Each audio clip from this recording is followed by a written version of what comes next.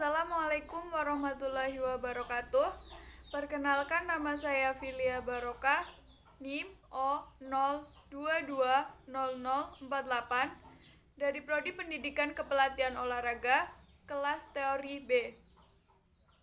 Pada video kali ini saya akan menjelaskan tentang sejarah olahraga di Indonesia, dan yang kedua adalah sejarah olahraga pada masa penjajahan Belanda dan juga Jepang. Video ini saya buat untuk melengkapi tugas ujian tengah semester mata kuliah Sejarah dan Asas Keolahragaan.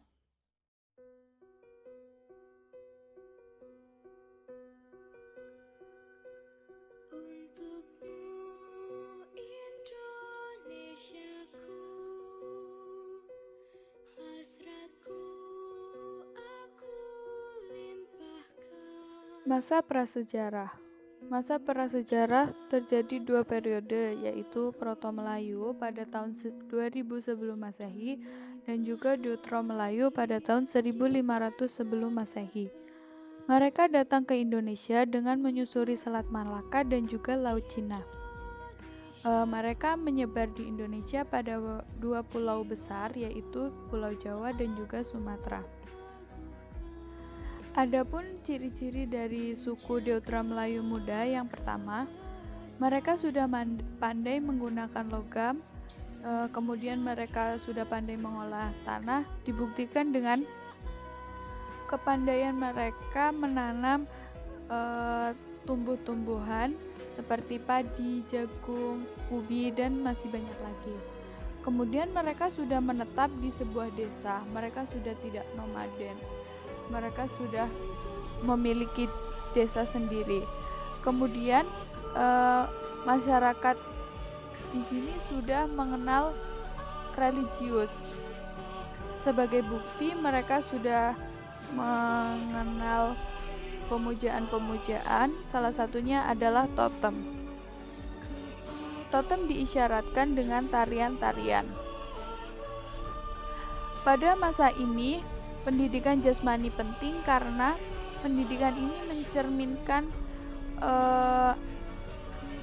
fisik yang kuat bagi setiap anak di kemudian hari guna menghadapi tantangan alam yang keras maupun kelompok-kelompok lain agar mereka tetap bisa bertahan hidup. Pada masa ini suku ini harus pintar-pintar membuat senjata seperti lembing, busur, anak panah, serta alat bandring. Masa Hindu masuk ke Indonesia dibawa oleh para pedagang dari India. Hindu pada dasarnya merupakan karma atau perbuatan, samsara menjelma kembali, dan moksa pembebasan. Reinkarnasinya adalah jika perbuatan kita baik, maka derajat kita juga akan tinggi. Sebaliknya, jika perbuatan kita jelek, maka jelmaan derajat kita adalah rendah. Sedangkan moksa adalah bagaimana cara kita melepaskan diri dari perihal duniawi. Pada dasarnya, manusia itu memiliki dua bagian, yaitu rohani dan juga jasmani. Untuk membebaskan rohani kita bisa mencoba olahraga yoga, dan juga untuk melepaskan jasmani kita bisa menggunakan latihan pernapasan. Agama Hindu ini mengajarkan kita agar hidup prihatin. Olahraga di masa ini yang berkembang yaitu olahraga yoga. Zaman Buddha. Ajaran Buddha yang menunjukkan bahwa agama Buddha merupakan agama yang sangat memperhatikan kesehatan jasmani itu tercantum pada sebuah buku yang berjudul Tutur Sanghyang Kamahayanikan, yang artinya mereka itu yang terpenting bagi mereka itu bukanlah kita bisa makan enak, bisa holiday ataupun apapun itu. Namun bagi mereka yang sangat penting adalah kesehatan badaniah mereka. Pada zaman Buddha, pendidikan jasmani hanya diajarkan kepada kasta Brahmana, sedangkan kasta kesatria hanya diajari kemiliteran, berburu, menunggang kuda, serta berlayar. Untuk mengapresiasi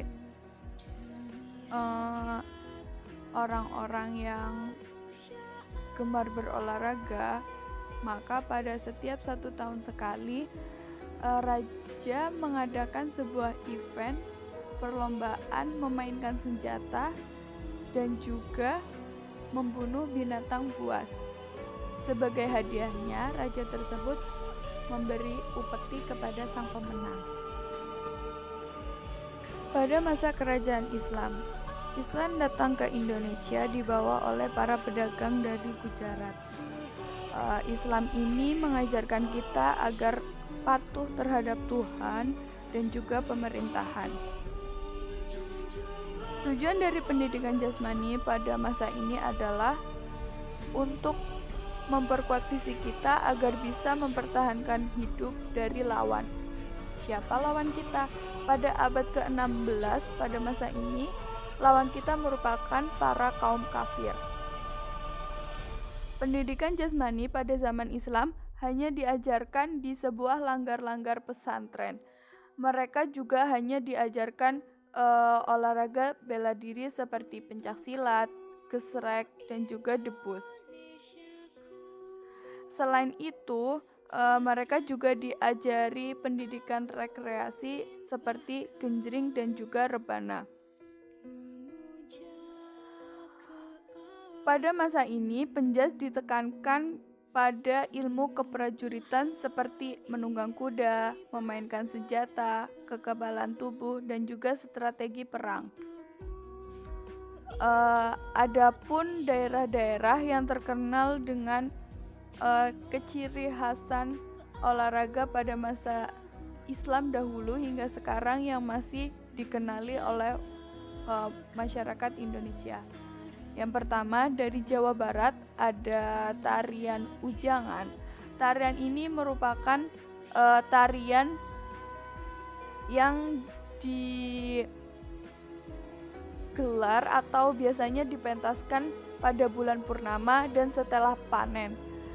Tarian ini bermaksud untuk memanjatkan rasa syukur kita terhadap hasil panen yang sudah kita dapat. Kemudian dari Aceh ada tari heroik atau tarian Sudati. Pulau Nias ada lompat harimau atau loncat batu Nias. Dan pencak silat. Selanjutnya kita ke tema yang kedua, yaitu olahraga di Indonesia pada masa penjajahan Belanda dan juga Jepang. Pada masa penjajahan Belanda, pemerintah itu tidak menaruh sedikit pun perhatian kepada pendidikan jasmani. Sehingga pada masa itu pendidikan jasmani hilang.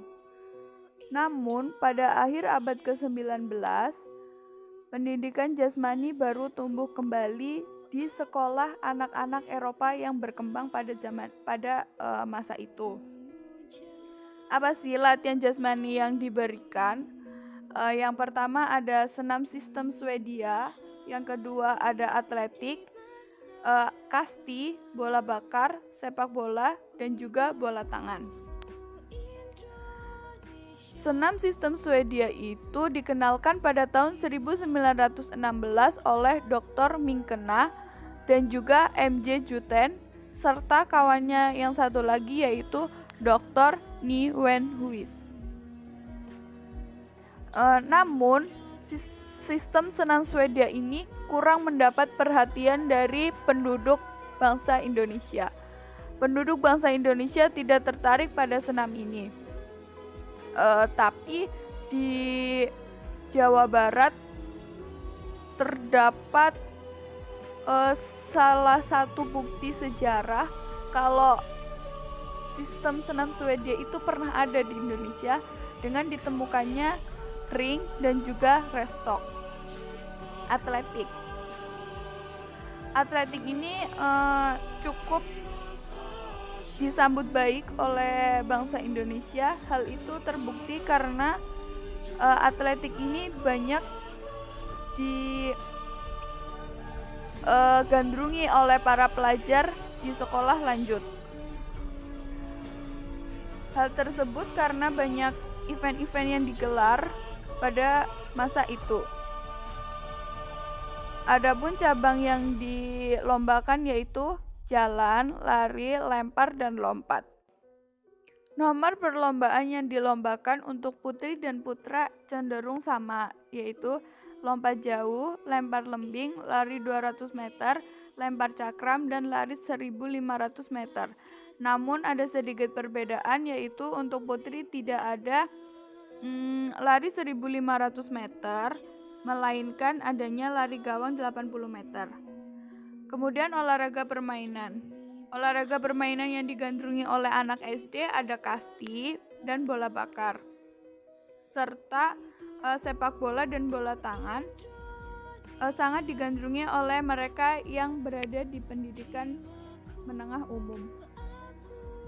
Ada permainan yang berkembang di kalangan bangsawan saja, yaitu tenis lapangan, serta tenis medan dan basket itu terkenal di orang Cina. Oh iya teman-teman, dulu itu guru penjas itu awalnya adalah seorang bintara atau militer. Sedangkan itu guru penjas yang mengajar di sekolah Eropa ya, dan sedangkan guru penjas yang mengajar di sekolah dasar merupakan mereka yang lulusan kelas 1